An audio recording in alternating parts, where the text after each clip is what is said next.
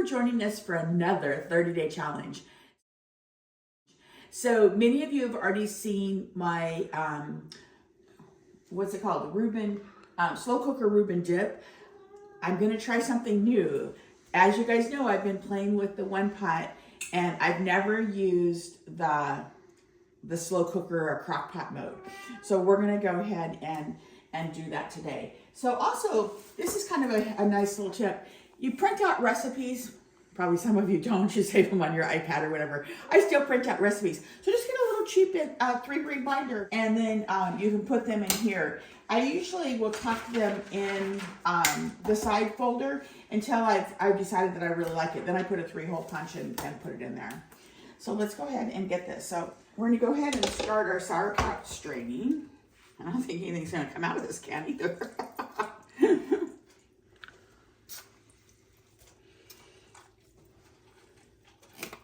I'm going to make a double batch today because my brother and I are doing a swap. He's making a baked good and I'm making, I'm going to say a dinner because we don't use this as a dip. We use it to make sandwiches. So I'm going to let that sit there. 8 ounces, and again, we doubled it. So we're going to do 2 packages of cream cheese.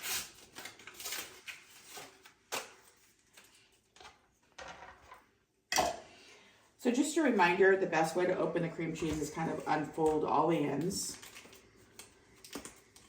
The open sign is underneath one of the folded ends you won't ever see. It's kind of crazy. Let me show you how it's hidden.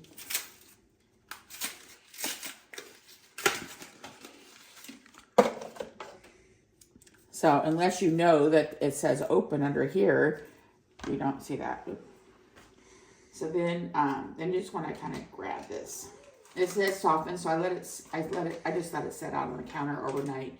You don't want to put it in the microwave to soften it because there's a point where it will not solidify again.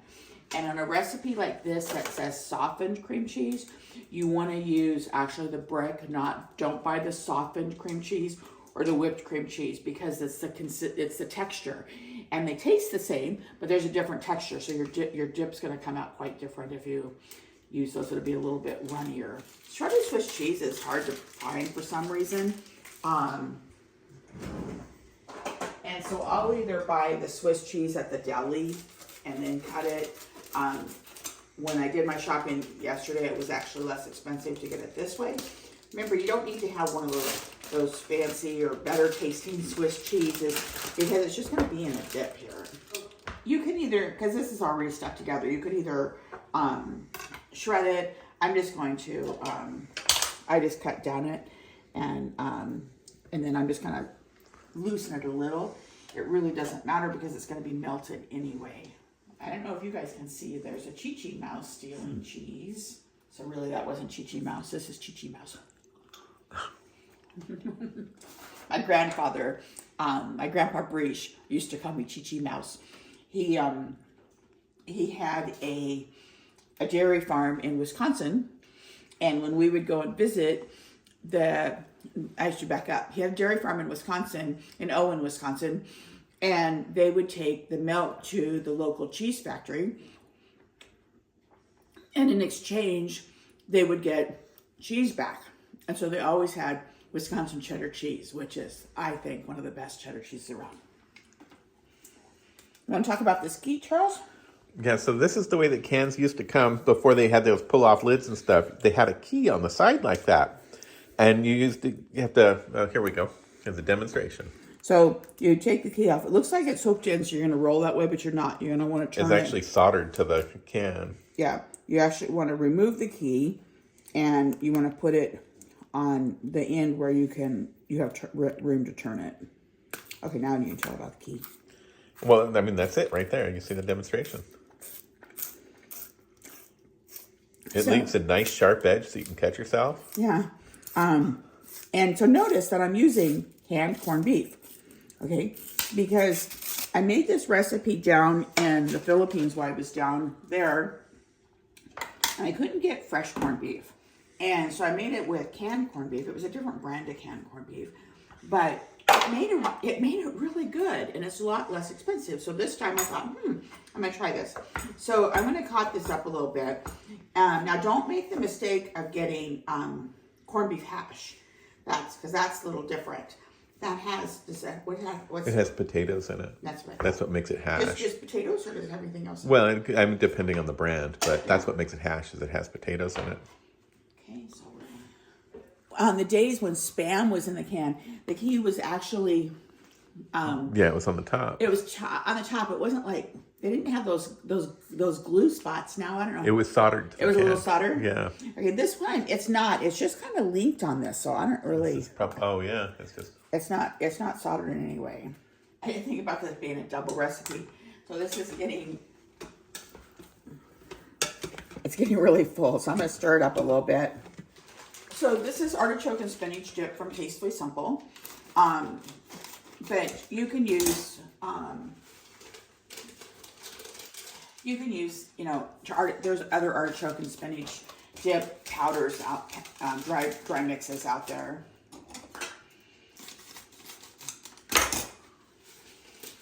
But if you'd like the authentic, best tasting one, you can go to mytastefullysimple.com and order, and my consultant number is 1205.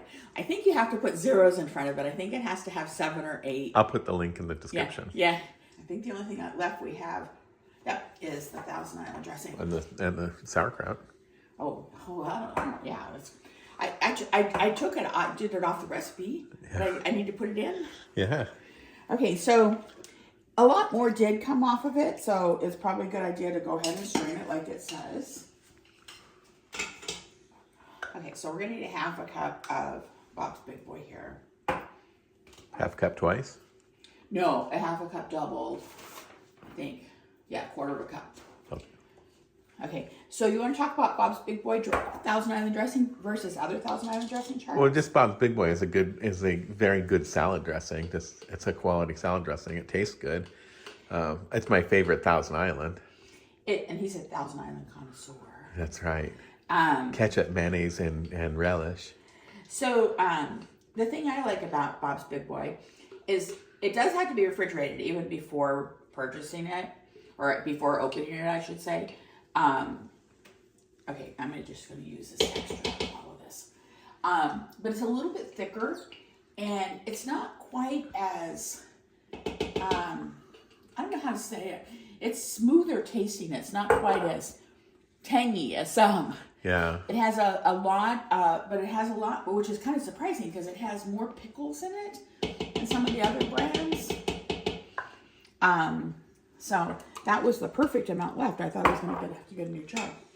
Okay, so I'm going to stir this up just a little bit. This is going to be interesting because I didn't think about the size of the crock pot, because I have a big crock pot that I sometimes use too. But like I said, I've been wanting to learn all the techniques on the one pot, and I feel comfortable using the pressure cooker now. We've done it for several things. Charles will put some links on here. And so I think this is going to be fun. So one of the tips on a lot of the utensils, or not utensils, but the equipment that you leave on your counter, you leave plugged in, such as your toaster, your microwave, your air fryer. I don't leave this plugged in, because when you plug it in, so notice it's unplugged. When you plug it in, then it displays this off. And I don't know, maybe I'm just an old-fashioned girl.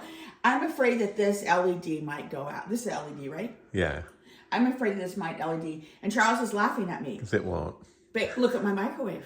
Yeah, that's true. Okay, so my microwave that stays plugged in, it's not 327 right now, it's 827. It actually showed up on the camera.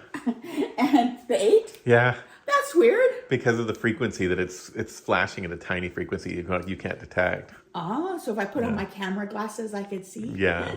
Okay, so I'm kind of right. Charles is kind of right because he's laughing at me.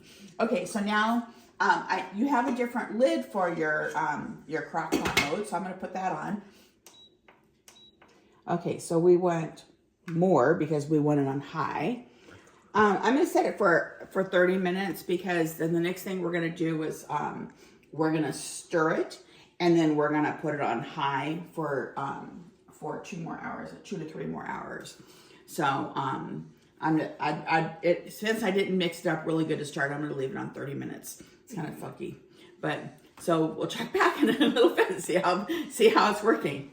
The timer's gone off, so remember that this counts down. So it's on the warm mode, so it's not really at the crock pot mode anymore because we had that on high.